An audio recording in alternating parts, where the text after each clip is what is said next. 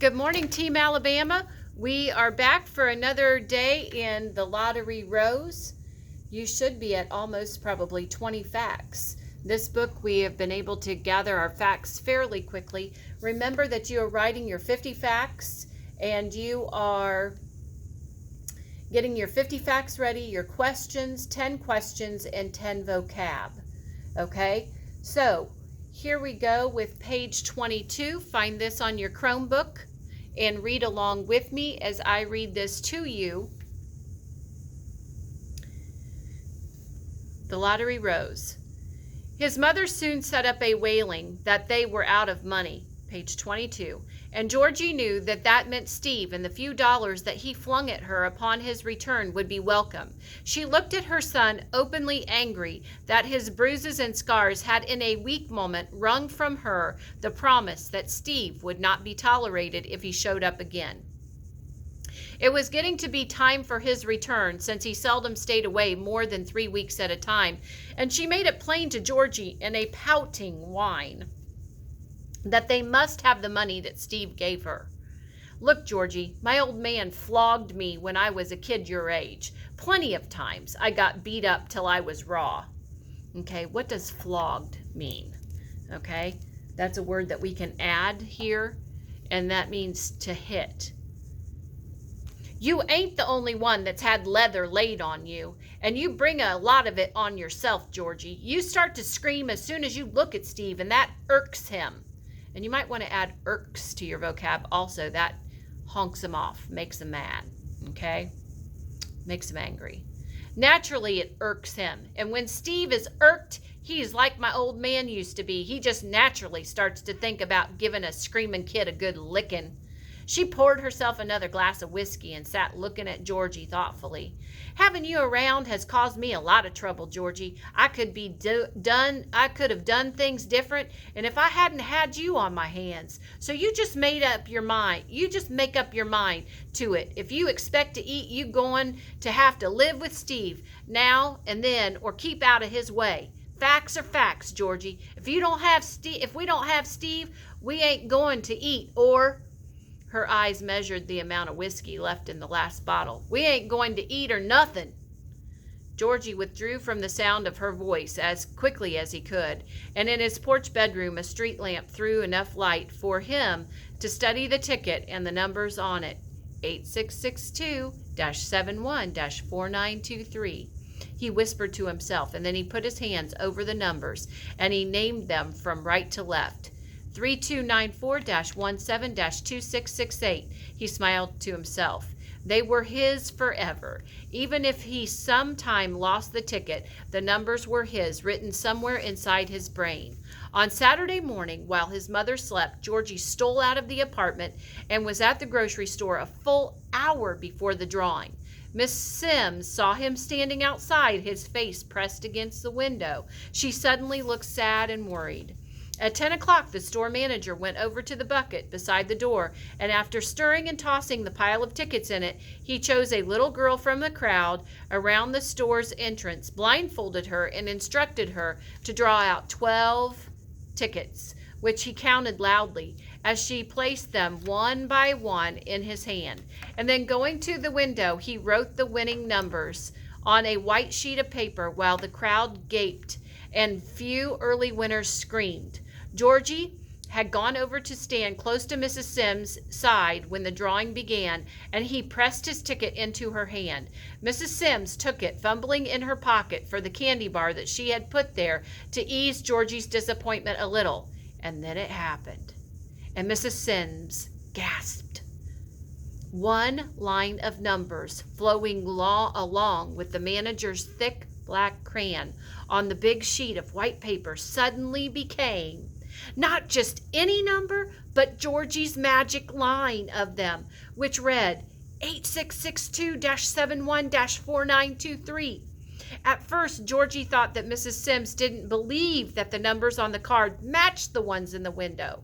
She read both rows again, and then she pointed to each number on the card as she read the ones in the window.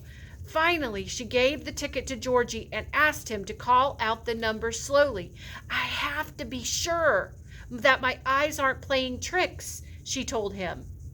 When she was certain, she sat down weakly on a chair near her station and beckoned the boy to her. Okay, beckoned is a great word that we can add to our vocab list. Beckoned means called. She called Georgie over to her. "You've won, Georgie," she told him quietly. She was awed, like in amazement. She was startled. There was something about this 1 chance in 1,000 happening to a boy like Georgie that made her hands tremble as she drew him to her side. "What do I get?" Georgie whispered, his eyes shining. "I don't know. Something nice, I'm sure."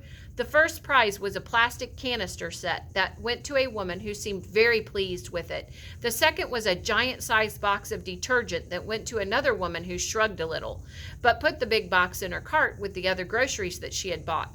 Next, there was an aluminum saucepan, which a pretty girl pushed resentfully aside when it was awarded to her number, and then a glass salad bowl with a wooden fork and spoon for a young woman who tried to pick it up and at the same time collect 3 small children who were racing around the store. After that, there was a short blue kitchen apron decorated with tulips around the hem for a huge man who grinned sheepishly as he folded his prize and placed it in the pocket of his jacket. Then the 6th prize was awarded, and it went to the holder of ticket number 8662-71-4923. It was a rose bush, a slightly dried out rose bush wrapped in burlap with a card attached carrying instructions for planting and showing a picture of a full-blown scarlet rose, one of the dozens promised when the bush would finally bloom. A rose bush! Of all good things on earth, a rose bush! The whole world set up a singing as Georgie clutched the prize against his chest. "The best prize in the world," he whispered to Mrs. Sims, who closed her eyes as her mind raced through all the difficulties Georgie was bound to encounter in caring for his best prize in the world. Lost in a frenzy of excitement, Georgie ran from the store, bumping into people, stumbling once and falling flat, but the hurt of his fall didn't matter so long as the rose bush was not damaged. He heard some people laughing, and one woman scolded him when he ran against her and sent a bag of groceries flying. Georgie paid no attention to any of them. He simply ran and ran, panting with the weight of the awkward bundle in his arms, deep confusion beginning to spin in his brain. Okay, we're going to stop there. What are some new facts we can add? Good readers always think, okay, what are new things I just learned? And what are some things I have questions about? Okay, well, we know. What did he win? Okay, so in the lottery, his ticket was drawn out. Georgie won a rose bush. Mrs. Sims was going to make sure he won something. She had a candy bar for him. He was so excited he took off running with his rose bush. Okay, those are all facts that we can add. Now let's ask ourselves some questions. What's he going to do with this rose bush? He's a kid that lives like in a place where nobody really cares about him. How's he going to plant that rose bush? Where is he going to plant that rose bush? How's he going to take care of the rose bush? Who's going to help him with the rose bush? Is the rose bush going to live? Okay, those are all questions that we should be asking ourselves. What are some other questions that you can think about? Okay, write some of those down now. Make sure you're getting to your 10 questions. Page 26. The hot street was lined with shabby apartment houses. Shabby meaning not nice. Filling stations and decrepit-looking stores. Decrepit is another word we could add. Decrepit also means not nice, like run down. There was hardly a stretch of grass to be seen, much less a garden where a rosebush could be planted. The park where he often hid on days when he skipped school was beautiful enough for his prize, but it wouldn't do. The police wouldn't allow it to be planted there. The school playground was paved with asphalt, but there were a few plants near the entrance to the building. Georgie paused for a moment, thinking of Miss Ames and the flower book, and then pushed the idea that had occurred to him aside. Except for them, the school was really a despised and threatening place. Undeserving of the scarlet blooms the bush was sure to produce once it was planted and watered, Moreover, there was Miss Cressman, who had no right even to look at his prize, and the plenty of kids who would take delight in destroying a plant once they learned that it belonged to dumb Georgie. Okay, remember, Miss Cressman is that teacher that he thinks is mean. So he doesn't want to plant his prized rosebush there. And the kids aren't being super nice to him either, so he doesn't really think he wants to plant it near the mean kids and the mean teacher. Okay? But there is the one nice lady, the librarian, who lets him have that rose book all the time. So he's in this dilemma. Where am I going to plant it? Where am I going to plant it? And he's running around with it. He held the bush tighter in his arms and hurried past the school, wondering at himself for having ever thought of planting it there. He did not know where to turn, and so he simply ran on and on.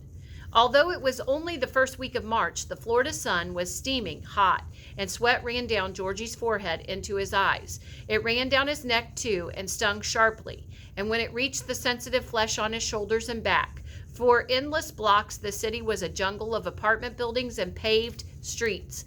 Later, he entered a trailer court area full of screaming children and yapping dogs. He hurried on, finally reaching a neighborhood of pretty houses and well-kept lawns. Once he came to a garden filled with bright flowers, and there he stood and looked for a long time, almost determined to stop and ask a great favor. But he didn't, being fearful and uncertain. A few houses further on, he had the chance to request a place for his rosebush. A woman, seeing him from her driveway, came out with a glass of cool orange juice and offered it to him. It was well after noon, and he hadn't eaten all day. The juice gave him comfort and a new energy, and when the woman inquired about his rosebush, he came very close to asking if he might plant it on her lawn. But a sudden agony reminded him that he'd possibly never be able to find this house again. That leaving his prize here meant that he was giving it to a stranger. And so he trudged on without a plan. Okay, trudged. Add that to your vocab list. Trudged means walk slowly. As he trudged on without a plan, without a hope of finding a suitable place for his plant, where he could still be able to see it daily and to call it his own. He walked on because there was nothing else to do. After a while, he sat down in the shadow of a white oak tree near the street's curb, and all the happiness he had felt earlier flowing from him and leaving him exhausted and tearful. After he had cried for a while, he thought of Mrs. Sims and wondered why he had not asked her for help immediately. He had been so crazy with the excitement of winning a rosebush, all his very own, that he'd forgotten about her. Now he realized the need for a plan of action. He got up wearily, meaning tired, wearily tired, but full of a new determination to go back and find Miss Sims. He would even bring himself to leave the bush with her for a while if it was necessary, long enough to give him time to think of what he might do, time maybe to plan how he could run away where neither Steve nor his mother would ever find him or ever have a chance to see the dozens of red roses that he would pick each day from his bush. Mrs. Sims was the one person he could trust until his plan were made, and so he hugged the bush closer to him and turned in what he hoped was the direction that would lead him back to the store. Okay, he's 7 years old and he's wandering around with his rose bush that he loves, trying to think, where can I plant this? Where can I plant this? I want it to be safe. I want to see the blooms. I love it so much. Okay, add some new facts. What do we know? And what do we think might happen? We're going to stop there for today, Team Alabama, and we will be back tomorrow with more. Have a great rest of your day.